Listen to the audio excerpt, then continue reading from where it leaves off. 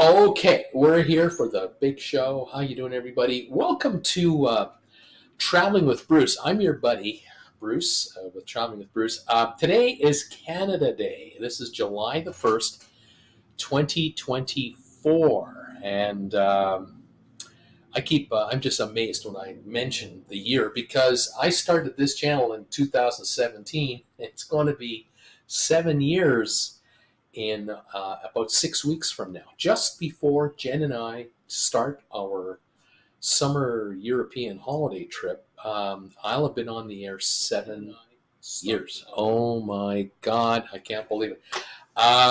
Just a kid. I'm just a kid. What can I say? Anyway, today, gonna have a little bit of fun today. It's not a very serious show.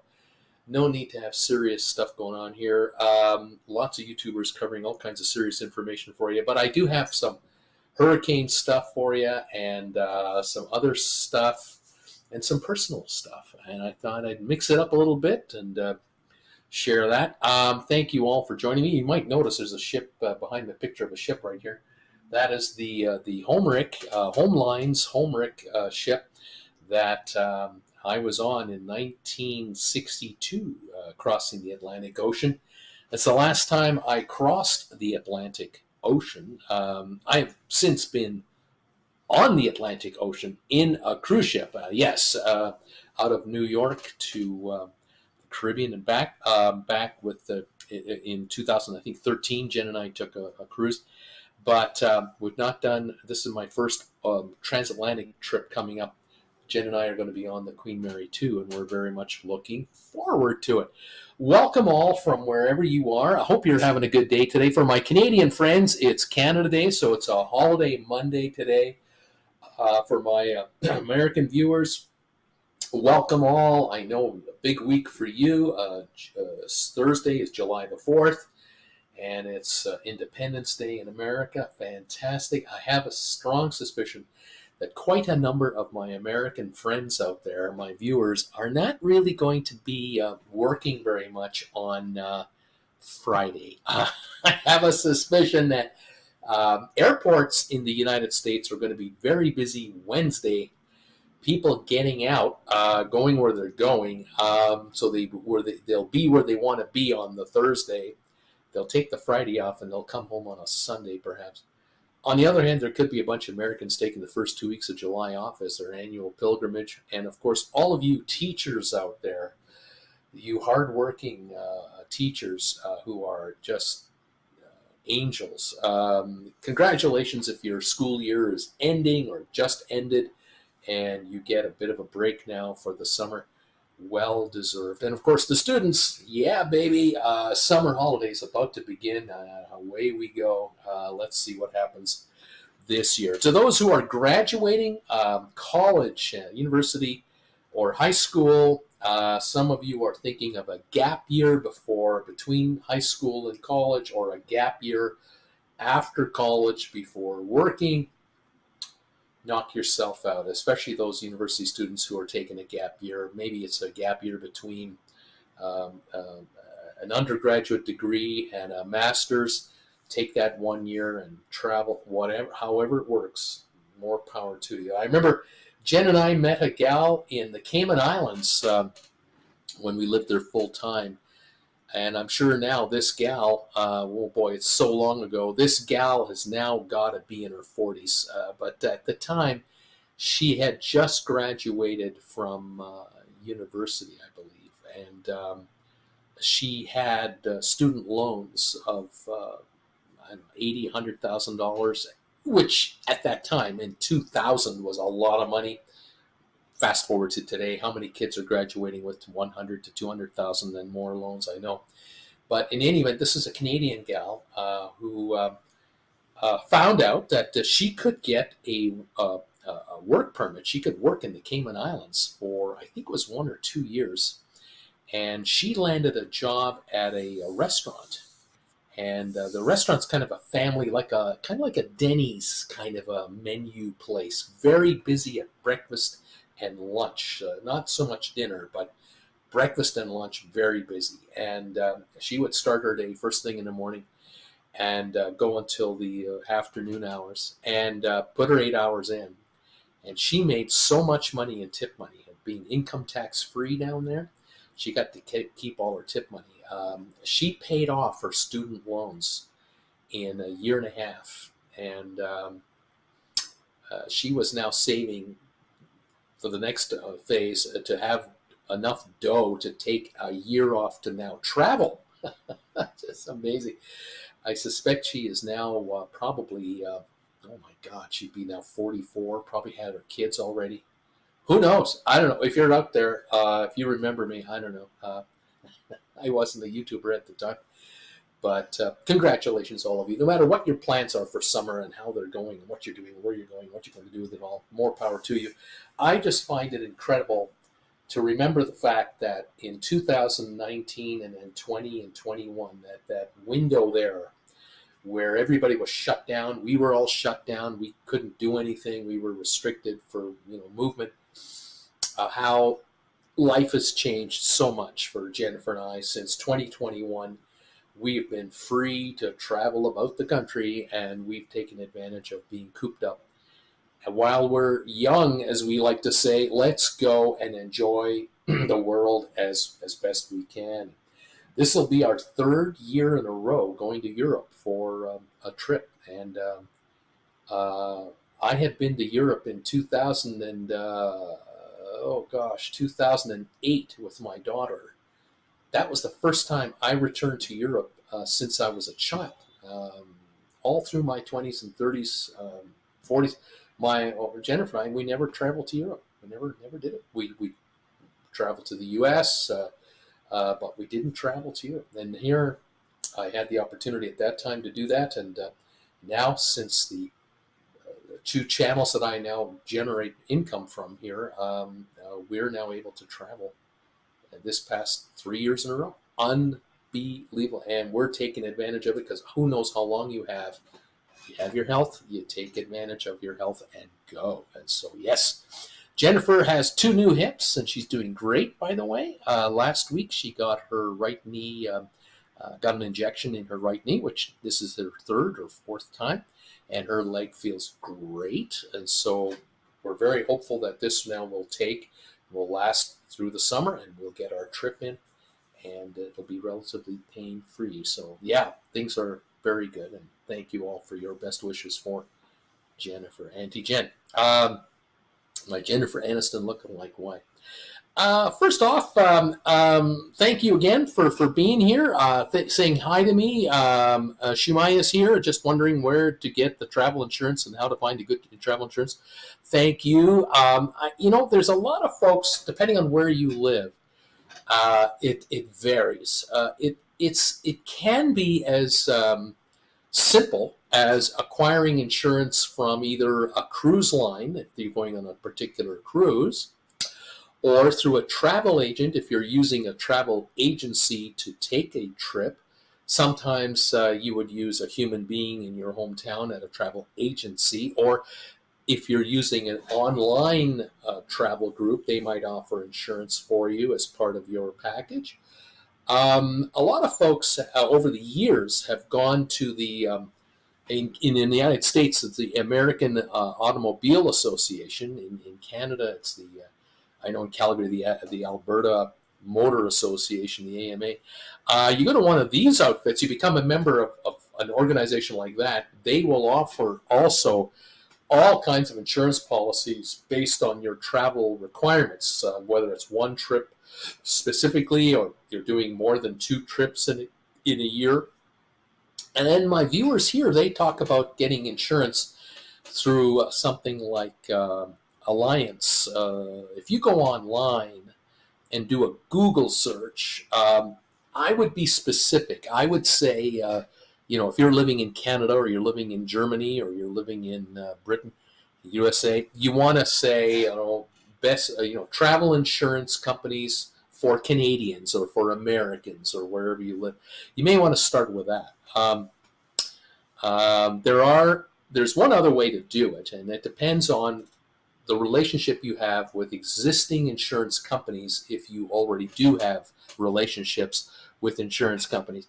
If you're using an automobile insurance company and you have another company that's a life insurance company, and you have another insurance entity you use for household insurance, apartment insurance, you might be utilizing the services of an insurance brokerage firm that handles all of these for you in a segmented way.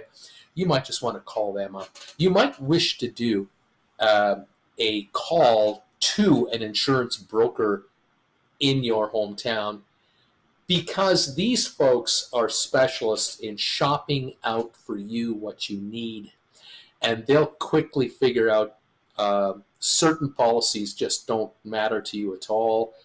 Other policies might work or not work for you. You may find that you think you found a really good insurance deal for a travel insurance package, and your broker might come back to you and say, I checked that out for you, and here are the limitations that you're faced with, maybe very high deductibles, maybe very low payout amounts. The kind of coverage you're offered is not enough for what you really need, where you're going to go. And for some of you, the best way to get insurance, travel insurance, is to get annual travel insurance. In other words, for unlimited travel. That might be the best way. The other thing to remind yourself of, to be aware of, I'm 68 going on 69. Jennifer and I, we were thinking years ago, when we travel again, we'll get ourselves a credit card that has travel insurance built into the credit card services, like automobile rental insurance and all that kind of stuff. Read the fine print. There's a lot of insurance out there that does not apply once you are of a certain age and older.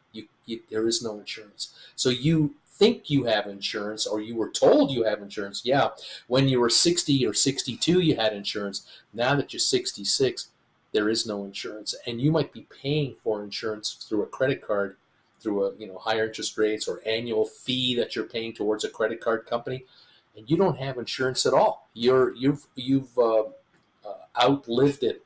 And this is where an insurance broker really comes in handy. The other thing is, an annual insurance policy might be so affordable compared to a one-off or a one trip here, one trip here, one trip here.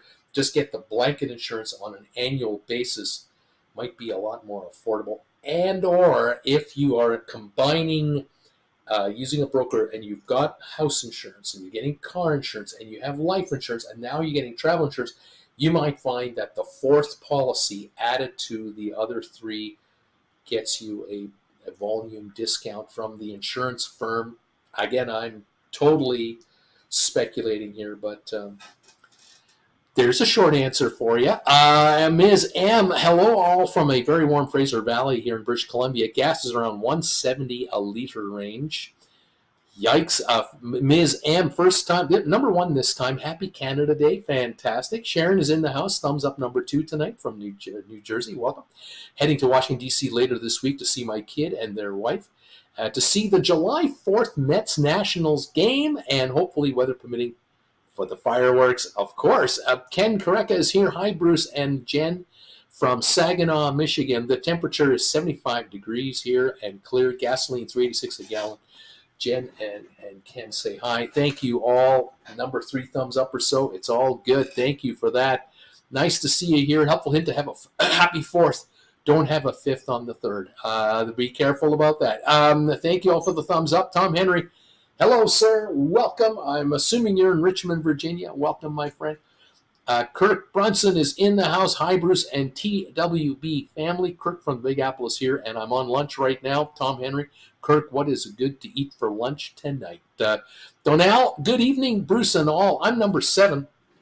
Thank you for joining us from Cork Island there, Donnell. Looking forward to another humdinger of a show.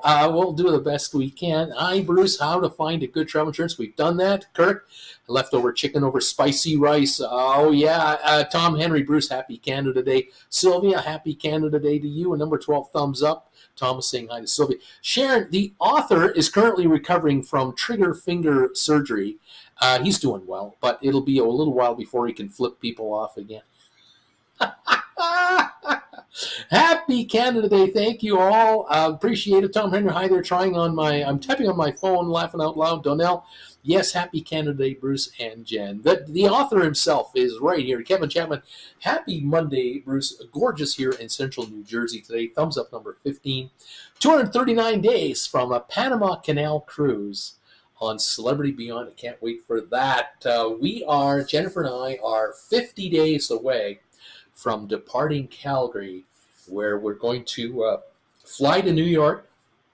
Gonna get there for 4 days or so, and then we're boarding the Queen Mary 2 from Brooklyn to Southampton. So yeah, 54 days away for us. Looking forward to it. Roger, happy Canada Day. Tom Henry, hi there. Roger Donnell, hi there. Tom, how long is you for your next cruise? Hope you're well, Tom. Sylvia, did your daughter make a decision on the November trip? Roger, hi Tom. I have my bug net pack that I got at Ayers Rock for my Alaska cruise. Tom Donnell, September 6th is my next cruise. Sharon, we have been using Alliance for insurance. Our kid and daughter-in-law have a good experience with them when they were delayed. They had delayed luggage in Europe last year. Sylvia, Tom Henry, she said she wants to go to Coca Beach next month. She turns 30 and she's renting a pontoon boat with friends. Laugh out loud. I will be going to Wilmington for the festivities. Sylvia goes on to say, Tom, she got a project management job last week. She and I are so happy. She will keep her other job as a part-time. She's a hustler. Oh, where does she get that from, Mom? Tom Henry, good to hear, Sylvia. Donnell, it's after midnight over here, so that means I'm 6-0. Hopefully I'll get discounts all over the place from now on. Happy birthday to Donnell, the big 6-0. Well done, sir. Way to go, the newest senior among us. Sylvia, I get my travel insurance through a travel agent when I travel. Shumai, thank you very much for good advice, by the way, Bruce. Rocky, happy Canada Day, Bruce. It's been a beautiful day, 75 degrees down from 79 in Chesapeake, Washington, or Virginia, pardon me. Gas 339, thumbs up number 9. Thank you, Rocky. Appreciate that. Sylvia, it was 100 yesterday, and it felt like 102. It was so hot. It's 81 now with no humidity. Finally, Sharon, happy birthday, Donnell. Sharon, Greensboro, North Carolina. Tom Henry, happy birthday, Donnell. Christine Shack, happy Canada Day. Paul Romero, I'm just curious, Bruce, what is your favorite looking cruise ship versus anyone that you've already been on or not? To sound so biased, do I have anything? Do I actually have a ship that I would really like to go on from the looks of it or anything like that? Not really. I have curiosity. Certainly have curiosity. I have definitely an interest in getting on a Viking cruise, ocean cruise. I'd like to get on a Viking. I would be curious about a 6-star line like Sojourn or maybe Region 7 Seas or some of the other high-end lines. But from a view idea, no. I don't have a burning, desperate desire to go on a lot of cruises. To be on a cruise like every month after month, another cruise, and then bring you a video about it. I just don't have that desire. I may have had that interest in 17, 18, 19, and 20, a few years ago. But then when I started the other channel, it has blown away the performance of this channel, financially speaking. And so I would say this. There was a time when I ran this channel in the first 4 years that my thought process was I would do a lot of cruises because it would be the financial generator of income to make it work. And there are YouTubers out there who do a lot of cruises, as you are well aware, and they do a hell of a job, and they do group cruising and all this. I would have gone down that highway too. But unfortunately, as it turned out, in 2020, when COVID blew everything out of the water, so to speak, we were grounded, and I created the second channel to try to supplement my meager income from YouTube. And lo and behold, the GameStop story came out. Those shares went nuts, and that channel just exploded in such a short period of time. We went from 1,500 subscribers in December of 2020 to 106,000 subscribers in February of 2021 in 3 months. And this channel right here, 60 some odd thousand subscribers after 3-4 years. It was unbelievable. So the other channel just took over all the financial dominance. And of course, I'm very busy still to this day on that channel. And so traveling now has become my escape from not being in front of a computer talking stock markets all day long. And we've decided to now enjoy travel for our enjoyment and bring you along for part of it, and go from there. It's been an interesting transformation, no question about it. Sharon, party time.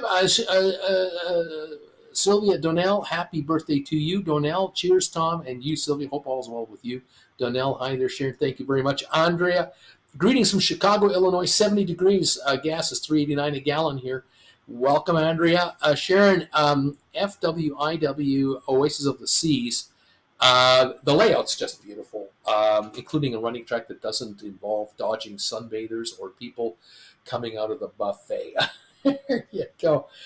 When I was early days on this channel, the earlier days, I definitely would have been interested in being on the big ship. As a matter of fact, we had a group cruise booked for the Harmony of the Seas on this channel. And then we were booking another one. We had made arrangements for a second cruise that would have been on the, I'm forgetting it now. Is it the Oasis? Not the Oasis of the Seas. But there was a second one, and both got blown out of the water, unfortunately. Just, for what it's worth, says Sharon, thank you for that. FWIW for what it's worth. Yeah, I gotta say, I do. I prefer a ship with a promenade deck. Haven't been on gazillions of cruises, but the Oosterdam had a wonderful promenade deck that we enjoyed walking on. Princess Cruise ships that we were on had promenade decks. The outside promenade I'm talking about, really enjoyed that. I really do love watching the water go by when we're at sea.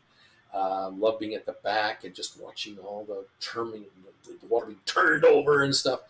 Love that too. So that's my style. That's my personal preference. I've been curious about the biggest ships, the big Oasis class ships. I was curious about those, but now for what I'm looking for and what Jen and I would like to do and what our limitations are physically, getting into the late 60s now, we're not able to, and it just doesn't appeal to me to be on a ship where I am supporting people to climb rock walls and supporting with my money to help people enjoy flow riders, gigantic water slides. I mean, and all of that is just for show. For us, it's now not what we're after, and so it's an age. You all go through it. It is what it is. Rocky, Sharon, I agree. Trying Symphony of the Seas in October. I'm sure I would enjoy being on the Symphony of the Seas or the Icon of the Seas. I'm sure I would enjoy it. I would enjoy a 1-week cruise because there's so much to see and so much to do. I'm sure. But is it my preference? Is it my number one preference? No, not at this time. But again, I'm not cruising for views. I'm not cruising for the channel. I'm cruising for us and our enjoyment level, and I'll bring the channel along to give you a viewpoint of, in this case, the Queen Mary 2 from the viewpoint of a 68, 69-year-old. That I will give you, because I'll be turning 69 during the trip that we're on. But that is to come. Let's see here. Sharon, Rocky, enjoy. My friend's daughter loved Symphony last year. Kurt Brunson's YouTube and Facebook channel. Someone who works for me was just off a Royal Caribbean ship, and she was not impressed. By the way, she's been on 20 plus cruises, didn't like it. Interesting. Sharon, I honestly don't think I'd like Icon as much due to its layout. The well-separated running track on the Oasis class is a huge benefit for me. There you go. Rock and roll. There it is. Well, a little bit of news for you today. Before I show you some home photos, stay tuned. I've got home photos from my family photo album, coming up a little bit later. Looking forward to sharing some stuff with you about my youth, way back in my youth. But right now, I think I'm going to talk to you a little bit about the big story that's going on right now. Of course, the story about the hurricane. I had heard about the fire. Apparently, it wasn't so serious, but it's been covered by many YouTubers, I'm sure. Let's talk about this story right here. This guy. I grabbed this image today off of the Hurricane Center from the U.S. government, and that's Hurricane Beryl down there on the bottom middle. That hurricane is creating havoc right now. Barbados, St. Vincent, Grenada, St. Lucia, St. Thomas, St. Martin even are getting affected from this. Honduras is going to be affected. So is Mexico. The tracking of this hurricane, it looks like this. Here's some various different images for you. You can see here the white dot is kind of where it was earlier today, and you see all those leeward islands that it was affecting. And then it'll hit through the ABC Islands, and it'll go right over just underneath Jamaica, probably pass near just south of the Caymans if it's tracking the way it is, and will end up in Honduras, Guatemala, Belize, Mexico. All of those areas could be affected. Here are the wind speeds. High wind speeds are estimated to hit. You can see on the very far right, Monday at 2 p.m., Monday at 8 p.m. Well, that's just about now, south of Puerto Rico. Tuesday at 2 a.m., 6 hours later, and then Tuesday morning at 8 a.m., you can see the wave, that line of high winds going all the way from Dominican Republic south. Then Tuesday, 8 p.m., Wednesday, 8 a.m., Jamaica. Cayman Islands will be through Wednesday sometime, and then we have Thursday and Friday. You can see where these winds are ultimately headed. This is another indicator here of the sort of intensity of the entire thing. We've got various letters for various intensity of the storm, and you can see the probability of its tracking north and south, but ultimately towards the west, slightly northwest. That is where we're at. Now, as of a few hours ago, I grabbed one of the websites there that shows you where the cruise ships are in the world, and you can certainly see right here those leeward islands virtually all deserted. There isn't a ship anywhere near there. I zoomed in a little more here, and you can see here Trinidad and Tobago on the bottom there, Grenada, Barbados, St. Lucia, Fort-de-France, Dominica, Antigua, Barbuda, Montserrat, Saint Martin. You can see that whole region there. There's just one or two ships.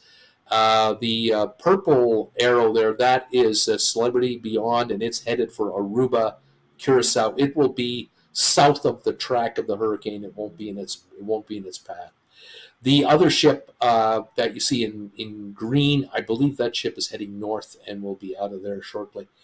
Then I thought, well, where are all the ships? Well, you can sure see them all here. All the ships that are supposed to be in the Caribbean are up on the northern end of the track. Now, there are a few ships right now in the Cozumel area, Cancun area. They will be bugging out, and they will head north into the upper Gulf. Again, depending on the track of the hurricane, they can easily avoid the entire incident. Here's, again, a real more detailed satellite photo of the hurricane, and you can tell just just go north of that hurricane and a bit to the left, you'll see Puerto Rico. Then you'll see Haiti and Dominican Republic. There you see Cuba, Jamaica, and you can see how wide the track is of this, all the disturbance that is with this thing. It's a monster, and that's what's going on right now. Cruise ships that are affected right now, again, here's the overall view of these ships as they bugged out of there. Icon of the Seas, Wonder of the Seas, Harmony of the Seas, Norwegian Breakaway, Celebrity Beyond, Carnival Liberty, Disney Fantasy, just to name a few.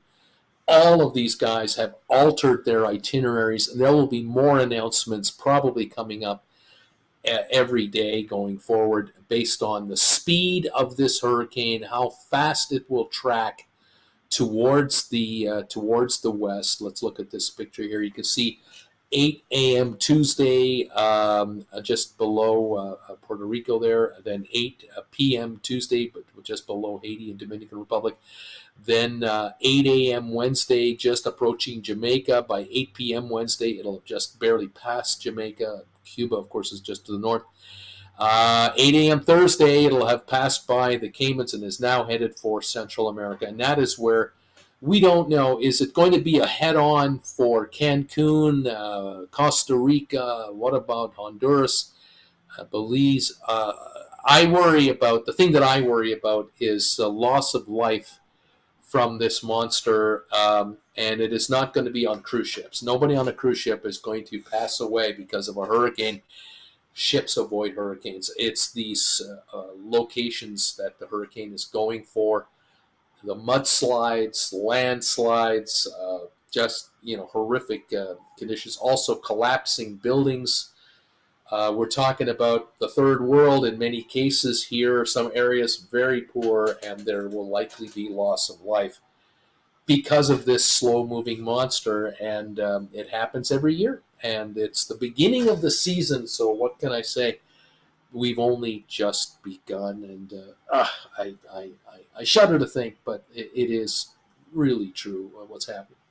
This family photo should be a hoot. Oh, yeah, there's another. Here you go. Okay, get ready. Donnell, hi, Rocky. Wasn't it a small fire and easily put out? Glad almost everyone was off at the time. I was Doc. Good job, too. Does that sound right? I believe it was. It wasn't much of a big story. It really didn't make much in the way of headlines anywhere. The other story I'll tell you about today is more of a thing that you all run into. We've all run into it. You know, I gotta say, it's amazing how adaptable we are as a species. We human beings are so adaptable, and we're so adjustable, and we just get used to stuff. We get used to things the way things are. And sometimes you'll have a relative come and see you, or you'll visit with a relative and you haven't seen them for a while, and you'll talk to them about their normal life, and they'll talk to you about your normal life. And one of you is appalled at how they live their life, or they're appalled at how you live your life. Because for you, it's just a normal existence. For them, it's a normal existence. But for us, looking into someone else's world, we go, how can you live like that? I don't know how you can do that. Well, one of the things that we've adapted to, certainly in North America, is junk fee pricing. We have adapted to this world of junk fees like just a fish takes to water. It's incredible. There was a time where we used to be outraged at junk fee pricing. And now we're now awaiting the next shoe to drop when it comes to junk fee pricing. And I think we kind of got used to it at the beginning, back in the 60s and the 70s and the 80s, when we went to buy a new car. When you went to buy a new car, you were just ready for every upcharge that could possibly come at you. And the automotive manufacturers, and then the automotive dealers, and then the automotive dealer financiers, these guys have all come up with charge after charge, fee after fee, for stuff that used to be included or was one time never really available. And it all started, I guess, in the 60s when maybe the Ford Mustang came out. Back in 1964, 65, you could buy a Ford Mustang way back then, those first couple of years, with I think 3 or 4 different engines, 2 or 3 different kinds of transmissions, different interiors, different features, power features, non-power features, automatic transmission, standard transmission. It just went on and on and on and on. The car companies started coming out through the 50s and the 60s and the 70s with all of these versions of their vehicles. And you could take a basic Chevrolet car and add so many features to it that it would be almost a Cadillac loaded kind of vehicle. And then you would go to the Cadillac version of the vehicle, and you would get the the standard features that would be optional on the cheaper cars, and then you would get even additional standard features on top of that. And that hasn't changed. I mean, we all know if you go into a car dealer, it's a nightmare. You never know what the final price of the car is, because even if they have it on the window, that isn't the final price of the car. The final price of the car you don't know that until you walk out the door hours later and they've gone through the salesman with you and the manager with you, and then the business office where you are talking about all the coverage you can get and the added warranties you can get and the buyer protection plans and all of the insurance you can buy against being laid off from your job, and on and on. Never end. Junk fees. Then we got used to it in the airline business. Remember back in the 90s, they came up with a baggage fee, $10 baggage fee. That's all it was. It's just a $10 baggage fee. First bag was free. Second bag was $10. And then it came out to, no, the first bag is $10, and the second bag is $25. And now they have a carry-on fee, and they have a pillow fee and a blanket fee. And you wanna eat on? Oh, well, we have food. You can order food on a menu. Pre-order it, and on it a seat fee. Pick the seat you want. Even if you want a middle seat, you have to pay extra for it. I mean, it's to the point now where you can't not pay a seat fee because there are no seats available for free. All seats cost you something on an airplane. I mean, how stupid is this? How greedy is this? How disgusting is this? Pathetic. And yet, the way it's done, and we just go with it. It's unbelievable. Cruising, all the fees now on cruise ships, all the tipping charges on cruise ships, and on and on. Well, California passed a law in their state government about 6 months ago that came into effect today, July the 1st. This is bill number 478 out of California. I think every American should thank the state of California for passing this law. This is the first state to do it, and they're so powerful. The state of California is so powerful that all cruise lines are now adhering to the law of California, no matter where their cruise ships sail in and out of the United States. If you are an American living in New York, you're going to take a cruise out of Brooklyn or out of Bayonne, New Jersey, or whatever, it is now official. You will now see what they call all-in pricing. And this is a new thingy. It's a brand new thing. I noticed this here on vacationstogo.com. I was looking up a cruise today just for the hell of it. I saw this advertisement for a 7-night cruise departing September 15 this year on the Royal Caribbean, Wonder of the Seas. And I just looked at the pricing. I wasn't interested in the itinerary, nothing. I was just looking at the pricing. Inside brochure, inside $944, and I thought to myself, wait a minute, $944 for an inside room. This is one of these cheap cruises I found. That's not a cheap priced cruise. And I looked at the Ocean View price, which is over there, $1,216. And then I looked at the balcony for $1,219. I thought, well, $3 more, you might as well go for a balcony. And then for the suite, way over here at the end there, $26.22. But if you go down the page a little bit, you come to this part of the program here. They had an inside offer all the way to a suite offer, $50 off, or as a cabin credit. But read the print here where it says prices are per person in US dollars based on double occupancy and include port charges and government taxes and fees. That is the important line right there, because depending on where you're going to go on a cruise, what countries you're going to enter, for example, the Bahamas or the Cayman Islands or Bermuda, or you're going to go into Haiti, wherever you're going to go, there is a head tax levied on each passenger that the cruise line is charging you for. Like Mexico gets it; they all do it. Everyone does it.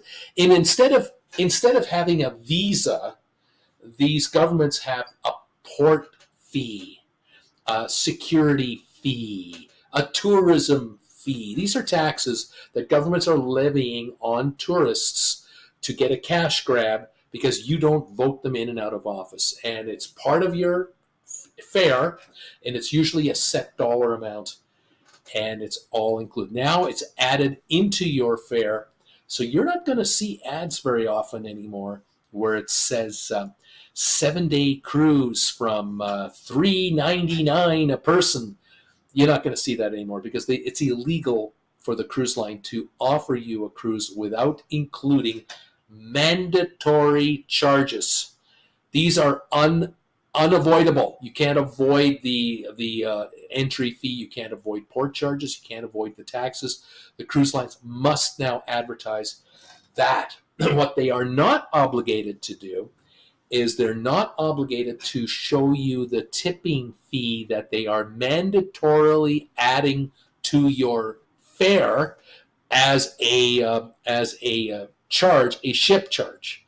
You get on a cruise ship and have a 7-day cruise, and if there's a $20 a day tip fee for your room steward per person in your cabin, if there's 4 of you or 3 of you or 2 of you, 20, 40, 60, 80 bucks a day added to the ship charge daily. Now, that is not a mandatory you must pay it fee, but the only way to reduce it or to absolutely eliminate it is to go downstairs to the service desk and tell them you don't want it on your bill. Good luck waiting in line for that one. It's never ending. There's a line always. Depending on what country you're going from, if you're going out of the UK, expect a lineup nonstop for people who do not want tipping charges on their room bills. Interesting stuff there. But that's not included in the advertised price.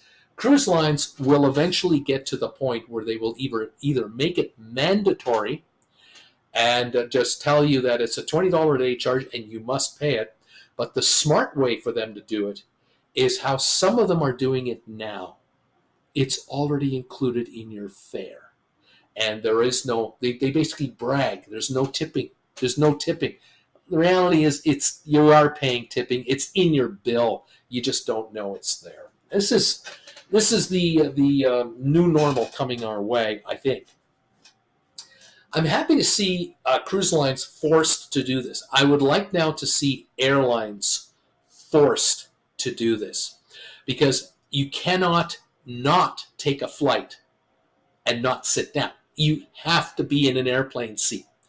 And that, to me, is a mandatory charge. That isn't optional. That's mandatory. And I think airlines have to display it in a upfront fee.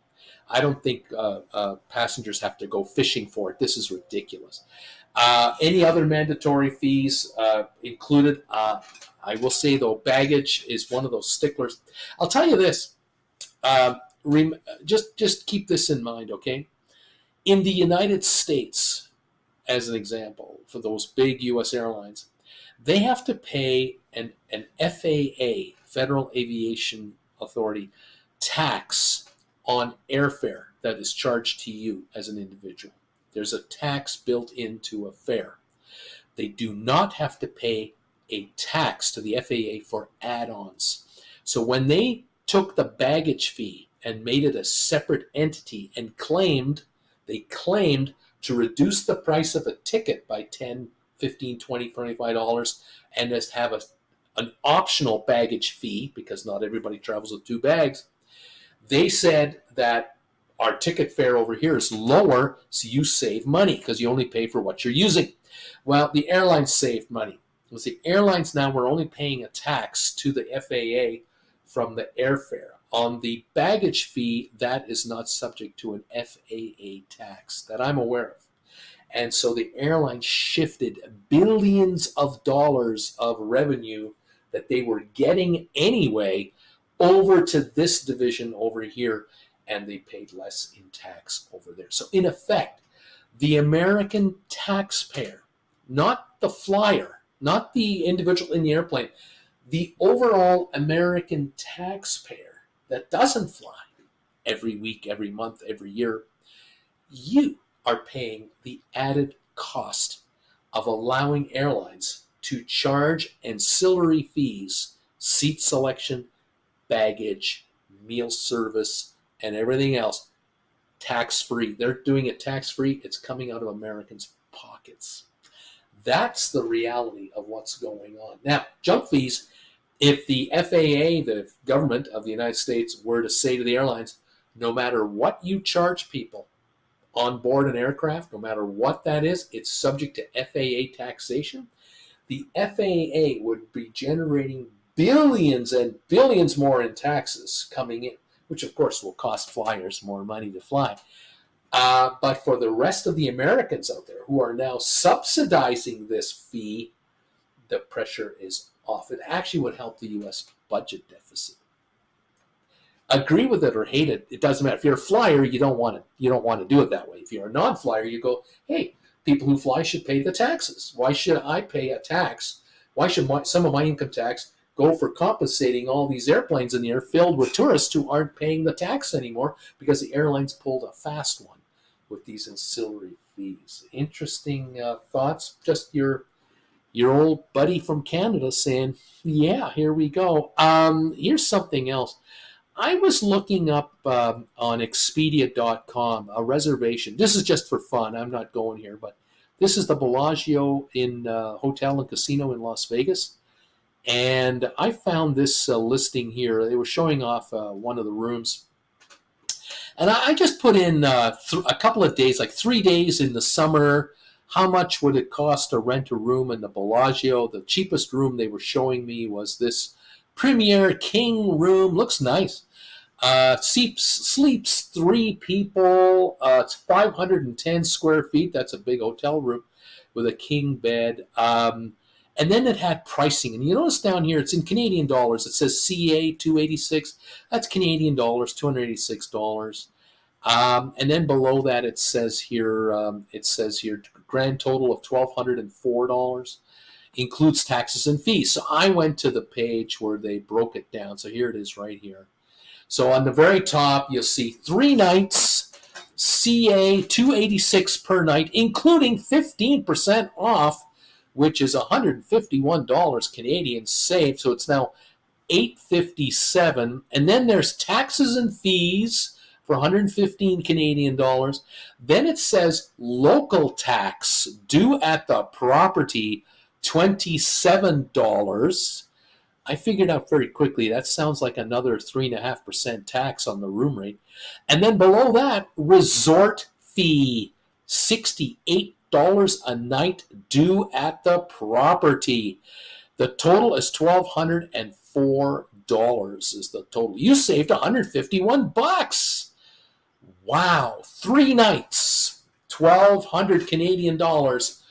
$400 a night for the cheapest room at the Bellagio in Las Vegas when it's 115 degrees out in the middle of July. That's the slowest time of the year. Stinking hot, $400 a night, and you know and I know that's only the beginning. You also have to eat breakfast, lunch, and dinner. And nowadays in Vegas, oh my God. And then there are these mandatory surcharges to some of these restaurants that are automatically adding anywhere from, I think it's 15 to 20% surcharge that in effect is a tipping charge automatically added to your bill. And then they still encourage you to leave a tip on top of that. It's gone out of control, completely out of control. I loved Vegas when the mob ran Vegas, when it was the mob, because these guys had comps on everything. And if you were a gambler of any kind, you were more than welcome to be in our hotel, and everything was comp. And the food was the best, and the service was the best. Nowadays, it's all unionized, it's all corporatized, it's all Wall Streetized. It's just not worth it anymore. I'm sorry, Vegas just doesn't do it for me. But then again, I'm old. I'm not young and I'm not so pliable anymore. I'm too sharp. I'm too smart for myself.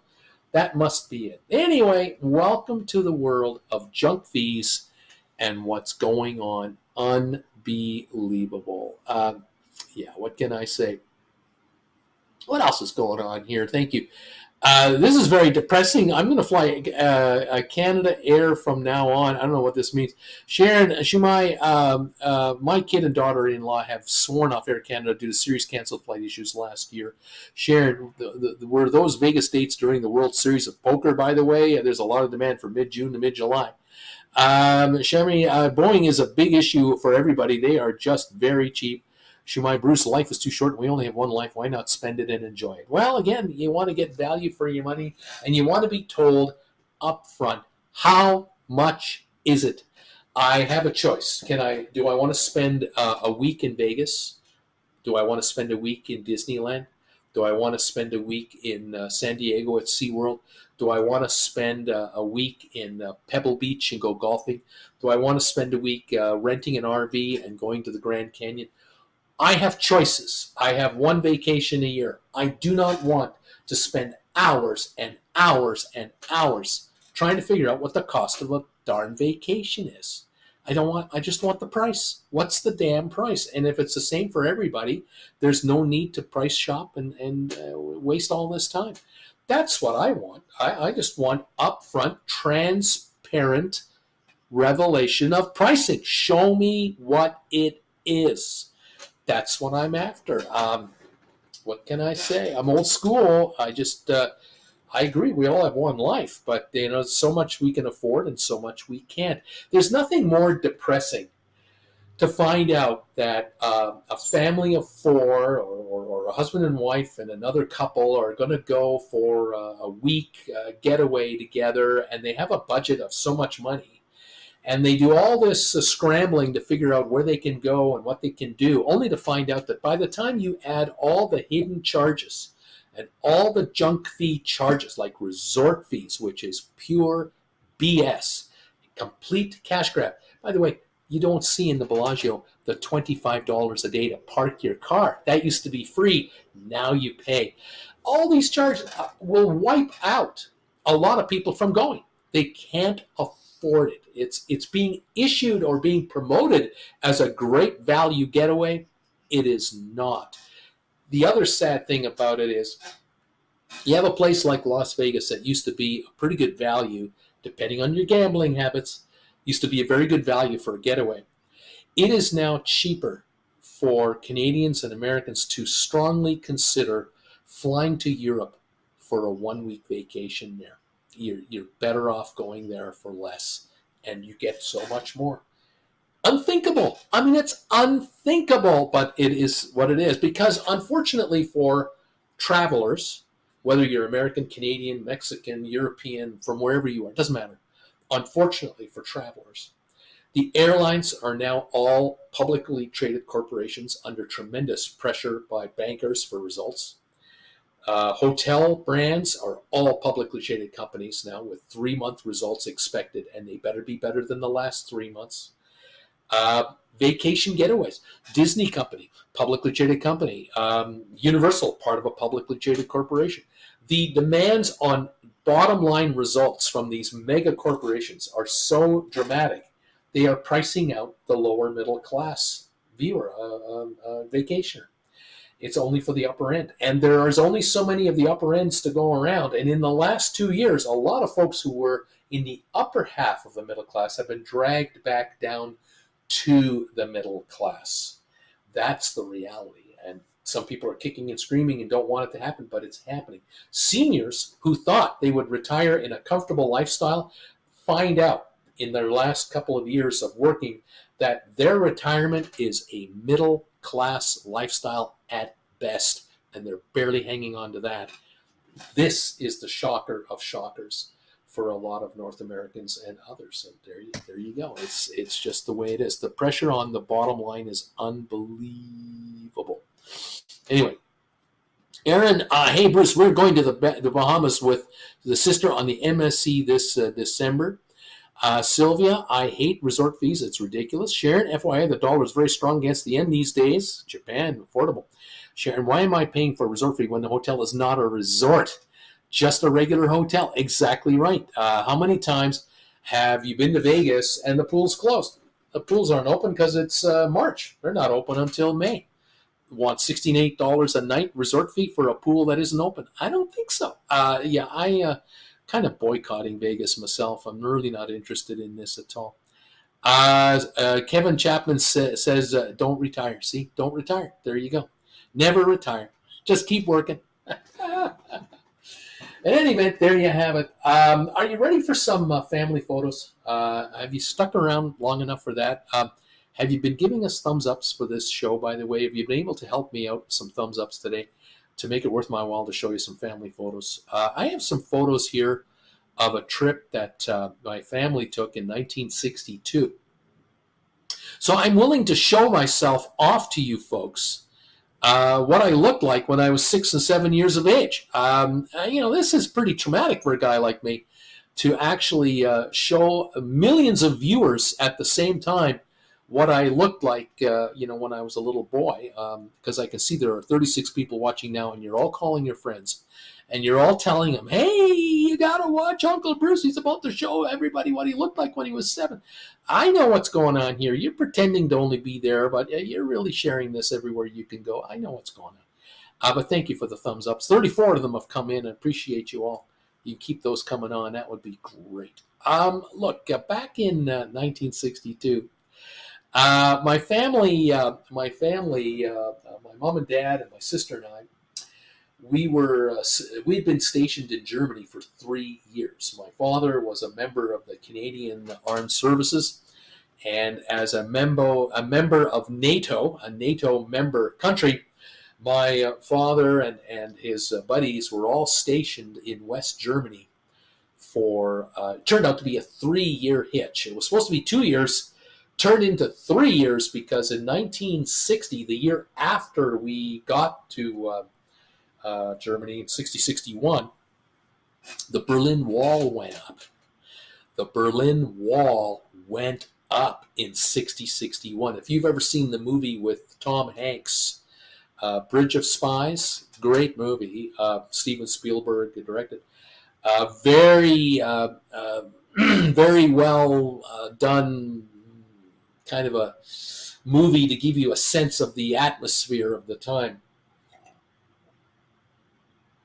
Excuse me, I highly recommend you watch it. And in any event, my father, the Canadian Army, the British Army soldiers that were over there, the American soldiers that were there, all the Allies who had bases, Army bases, Marine bases throughout West Germany to stand on guard against the Russians on the East German border.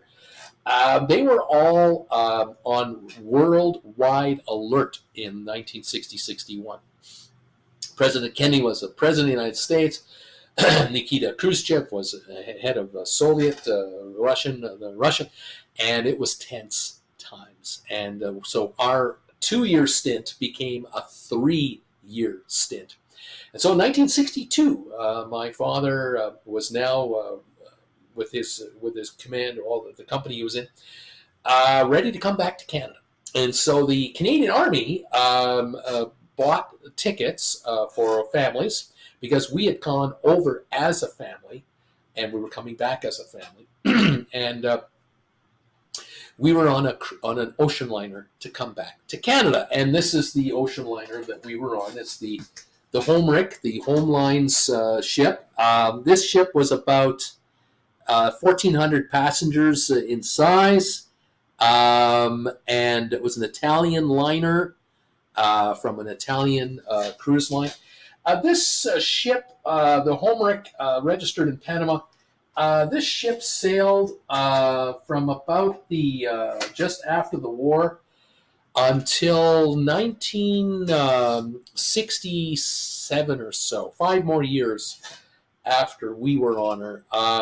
She was on her last half of her lifetime when we got on the ship in 62. She had sailed all through the 50s. Now here was the 60s. She ended up with about a 20-year career, I suppose, or something along those lines. The last couple of years of this ship's life, because the advent of jet travel started in 1959, 1960.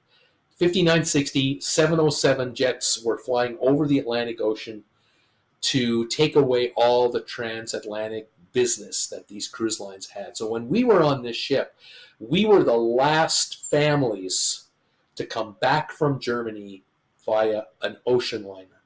The next families in 1965, 66, 67 that would come back flew back by jet. And so this ship and dozens of others became cruise ships in the Caribbean.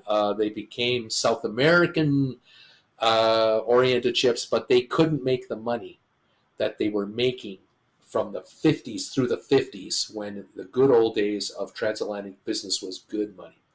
And so the ship, unfortunately, was being renovated, and it caught fire down in the Caribbean somewhere and was destroyed. And I think the ship's owners were happy to let it burn and collect whatever insurance money they could get out of the last of it. And that was the end of the ship. So that's the history of the ship. However, when you're on an ocean liner, they have in those days, they used to have a ship's photographer. And a ship's photographer would come around at dinner time and other times of the day and take photos of the family. And at the end of the cruise, you could decide which photos you would like to buy and take home with you. And so my parents bought this picture of the ship itself, and we had a few photos taken of us in on the ship. I'm guessing this is July 62. I'm not 100% sure. I think I read my mother's writing on one of the photos. I can't be 100% sure. It really doesn't matter. It definitely was summertime. I will give you that. But let me show you a photo of my a part of my life. Let me put myself over here. There you go. And oh no, that doesn't work. Sorry, I have to do it this way. Okay, here we go. This is my mother and father, and the waiter. That's our waiter. And there I am with those that hat on my head, and my sister here down below, my younger sister at that time. My mother in 1962 was at that time 29 years old. Am I right, Bruce? No. Yeah, 20. Sorry. She was born in 33. This is 60. Yeah, she's 29. My mother was 29. Here she is right here. There she goes. And my sister, there's Susan, and there's me right there. That's your buddy, Bruce. And there's my dad. There's my father wearing a hat, too. Mom was the only one who wouldn't wear a hat, by the way. My father was, at that time, he was born in 1929, so at that time, he would have been 33 years old. And he was about 3-4 years older than my mother. And he was in his almost the best shape of his life. He was probably in the best physical condition of his life for about the previous 7 or 8 years, from his mid-20s until here, because he had been a miner in Sudbury, Ontario, and then he joined the Army, so he was in good shape. And this is us at dinner. Every night on the ship, you would get dressed up. My mother had a beautiful dress on almost every night. My dad would have on his suit every night. And we would be, appropriately dressed to be brought out. There's our waiter with the bow tie. Italian crew, excellent service, excellent food, really good times. There was a day. Every day was a party on board an ocean liner, because all of these families were being transported back together. You have to understand that the members of the military that we're dealing with here were probably 25 years old to about 40 years of age. And so many of the families had young children, many. And so here we were on a fun day with my mom and my sister and I. And you can see in the background other families with their kids. And we all got party hats, different hats to wear all the time. This was just a really cool, smart thing to do. by the cruise line. And of course, there's the Coca-Cola right there. There's the precursor of caffeine-free Diet Coke right there. Although that was my mother's. There's an ice cream little bucket there for myself. Oh, I love ice cream. My sister had one too. But there I am with my sister and those folks in the background. And every day on board the ocean liner, they had stuff to do for us, for the kids, no matter what age. Absolutely lovely. Absolutely loved it. It was a pleasurable time. Of course, you got to meet the captain for, I'm not sure, it would be one night at least you'd meet the captain. So here we are, my mother shaking the hand of the captain of the ship. And I'm not sure the woman is beside the captain. I'm not, I don't have no idea whether I doubt very highly it's the captain's wife. I'm assuming this might be the director of the hotel, of the guest services, perhaps. But there's my mom shaking his hand, and there I'm holding my dad's hand there with my father. He's smiling, and the woman is addressing my sister down there, and I just love the whole scene of it all. So formal, so glamorous, so neat. It was just a great time. When my parents came to Canada originally in 1951, 52 range, they came as immigrants from Germany, West Germany, and they were dead broke. My dad had $5 in his pocket. That was it, $5. Um, and they were not dressed like that. They were not. They didn't meet the captain. They were in the back. Back in the early 50s, ships like this, they operated, but they had different class of passengers. In 1962, all classes were upgraded. There wasn't a thing called steerage anymore on most ships. Some were still catering to university kids who were going for the summer to Europe on a ship one way and the other, and they would be in a dorm kind of scenario. But for families, those days are over. Now, this picture here, I get such a kick out of this because this photo is, I think, taken perhaps shortly after dinner, and this is not during the fun time for my sister and I. This is where mom and dad have brought us to a lounge, and we're with them for a little while, and then we're going to be taken to our cabin, and my mom and dad are going to get us to change into pajamas, and we're gonna go down for our sleep, and then they're going to stay out for the rest of the night and have a great old time on board this ship. And I'm teasing my mother here on this shot because she was not quite ready for the photo, or just didn't get her camera ready face on. And I was asking myself, was my mom sauced or something? Like, why has she got this look? Anyway, here's my mom right here. And I don't know if you can see that, but she's got this, who the hell are you taking a photo of me kind of look. She's got her cigarette there. She was smoking those days. There's my dad in his suit and tie. And I don't know who that woman is. I believe that was a friend of one of the wives of the Army gang. And it could well be that this photo is still a ship photo. So this was a friend of the one of the wives of the other guys. But there's my sister and I right there. You can see us here. And in the background, look at this cool guy right here. Isn't that James Bond right there? Isn't that a Secret Service spy agent with a cigarette, wondering who's taking a photo of me here? So indicative. If this photo isn't 1962, I don't know what is. That is 1962. Cigarettes and children and alcohol in a lounge back in the day on board an ocean liner crossing the Atlantic Ocean. I have a few memories of the travels across the Atlantic Ocean. Warm, fuzzy, very enjoyable. I remember one of the moments that really stood out for me was we went to it was during the day, and we went to an ice cream bar, sort of a dairy bar, and they were offering milkshakes, and they were 25 cents. A milkshake was 25 cents on board a ocean liner.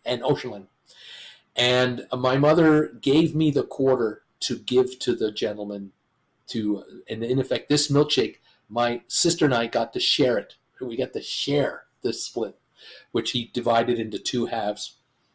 And I held this quarter in my hand that I swear took up most of the palm of my hand. This thing was huge. I couldn't believe how big a 25-cent quarter. It had a moose's head on it, the queen on the back. Wow, what a country we're going back to. And I handed this coin, and it was silver, because the kind that you flipped it in the air, it went ting, like coins used to. Back in 1962 on board a cruise ship. I would imagine that if you were on the mainland in the United States or in Canada, you went to a soda shop or a place like you went to a Kresge's, or you went to an Eaton store in Canada, a Macy's in the United States. You went to the top floor of the department store where they had their restaurant, and you ordered a milkshake. They were 15 cents, maybe 20 cents at that time. But on board an ocean liner, 25 cents. Premium pricing. Where else are you going to go? But it was, I remember that moment in time. I don't know why it sticks out on me, but it just does. But that was, way back, just before I turned 7. I was probably 6, and my sister would have been about 4 at that time. And crossing the ocean on an ocean liner right there. There you go. That was the deal. What can I say? Absolutely amazing. Let's see what else we got. Any comments? I'm just going to see if there's any comments here. Thank you all. Roger Maurer, August 13, 1961. Sylvia, Lord, y'all got stuck behind the Berlin Wall. No, we were on the western side, thankfully. Are you wearing a birthday hat? I think it was a party hat. It might have been the last night of the cruise. Your mother was pretty. She sure was. Roger, early 60s, my sister-in-law took 3 small children on a freighter from Wilmington, North Carolina to Bremerhaven, Germany. That's near Hamburg. For her husband's deployment to the U.S. Army in Germany. Sharon, my first cruise was the Oceanic, which is also a Home Lines ship. Your mom has a look out of the Office series, very sarcastic. Sylvia, what are you talking about? 1952, smoking, drinking with kids around. I just went to a graduation party, and there was dancing, drinking, smoking, all the young kids all around. Yeah, what can I say? Kurt, nice pictures. Bruce, your mom was a looker. My mom would I remember we have photos of her in her early 20s that my dad adored her, and he would take photos of her, and there were times where he swore she looked like young Queen Elizabeth. Just unbelievable. Yeah, quite the gal. And she lived to be 86. She outlived my father. He made it until age 70, 71, and she made it to 86. So, yeah, she was one smart cookie, my mom. Very money conscious, very... what's the word I'm looking for? In public, there was a certain way you behaved in public, and my dad was the enforcer. Mom would tell you, Dad would just give you the look, and that's all you needed to know. But he was something too. The two of them were crazy about each other throughout their lives. It was a very happy home that we lived in. Many homes. We moved a lot, and always fun, laughter all the time. And my father promised my mother told me this years later when I was in my 30s and 40s. I think one day Jen and I asked my mom, when you met Dad for the first time, or you were going out with this guy and you were falling for him, they were falling for each other, what was he like? That kind of thing. And she said to me that he promised her, he said to her, I'm not a rich guy, and I can't promise you that I'll be a very wealthy guy, ever. I can never promise you that. We'll always have money for food, and we'll always get by, and we'll do that. But he says, I can promise you this. You will not have any more fun than anyone else. The one thing I can guarantee you is laughs, lots of laughter in the house, because that was his thing. Always a good time. And so my parents were a very happily married, happy couple, and always people were always coming over to the house to visit them, to be with them, to be in their presence, to be in their atmosphere. They were a wonderful couple to be around. So didn't hurt me, I think, a bit. I think pretty good stuff. Nice trip down memory lane, says Donnell. Thank you, my friend.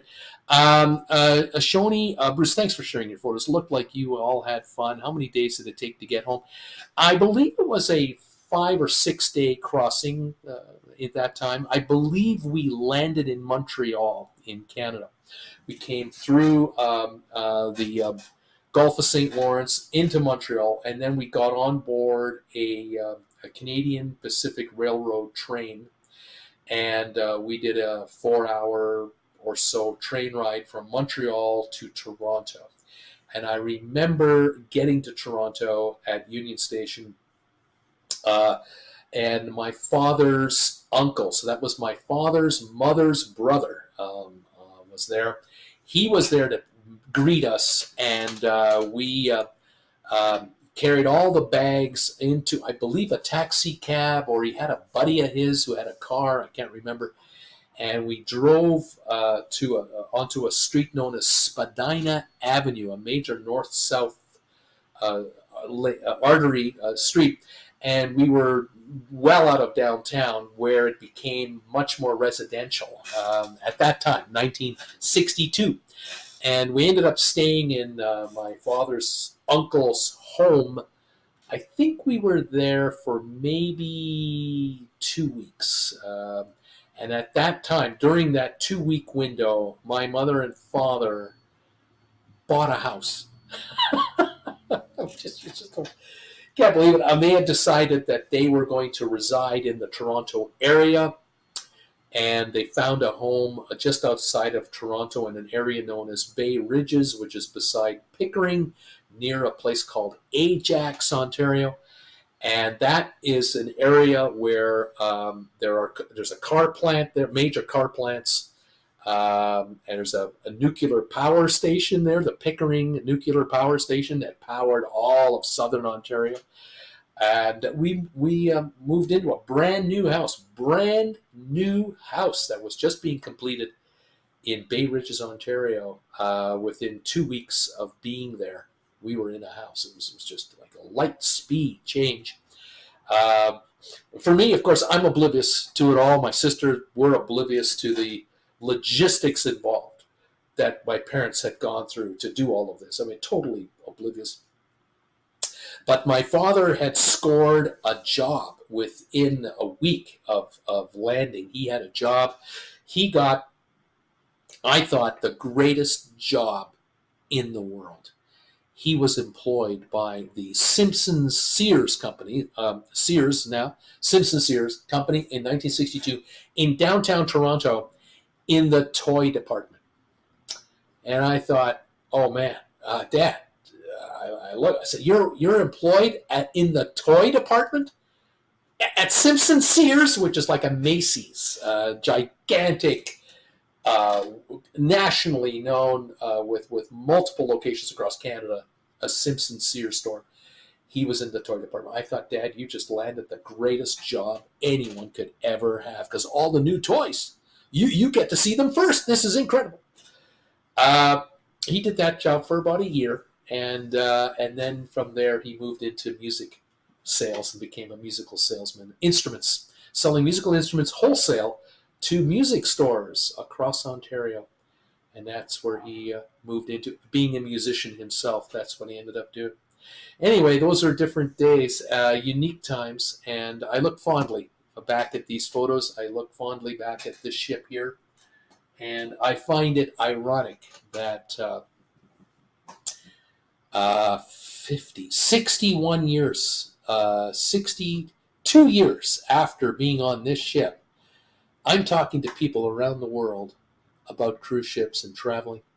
on a YouTube channel. I mean, I talk about the big circle of life, unbelievable. And I'm going on the Queen Mary 2 out of Brooklyn this August with Jen to cross the Atlantic for the first time since I did it back on this ship in 1962. Looking forward to it. So there you go. Thank you all for your support of this channel and tolerating the stories. I'm glad you could join me again this week. Thank you for popping a thumbs up on this show. And those of you who watch on the rerun, you guys are just the best. You always let me know. You let me know with a little message. Bruce, I am thumbs up number 48, 56, 69, 84. I just can't believe how many thumbs ups I still get for such a small audience that I am carrying these days, because this is the only thing I do now on this channel. Once a week, I have a little chat with you. But I promise you there will be videos coming out as we get going here across the pond and while in Europe and beyond. So stick around, and we'll update you on just what's going on and keep you posted. Thank you so much for saying hi to me every Monday when you're here. It is much appreciated. Jen is always curious. How many were watching? Are they still coming in? Sharon, have a great week. Happy Canada Day and happy July 4th. Sylvia, I love hearing your family stories. Thank you, Sylvia, so very much. Thank you all so much for your support of this channel. It's great that you're here. Thanks again for subscribing and thumbs upping these shows. Have a great rest of the week, everybody. Enjoy July 4th down in America. I'll be taking that day off as a holiday day myself, so I'm looking forward to that. Thank you, Donnell. Enjoyed the show. Have a good week. To you too. Happy birthday, Donnell, and many, many more. We cannot wait to see you coming up in September here, late August, September. We're looking forward to seeing you in person. It's been long overdue. All right, everybody. Thank you all for your kind words and your greetings and salutations. Have a wonderful week and stay healthy for us. We'll promise to do the same up here. See you next Monday. And take care, everybody. Goodbye from Calgary.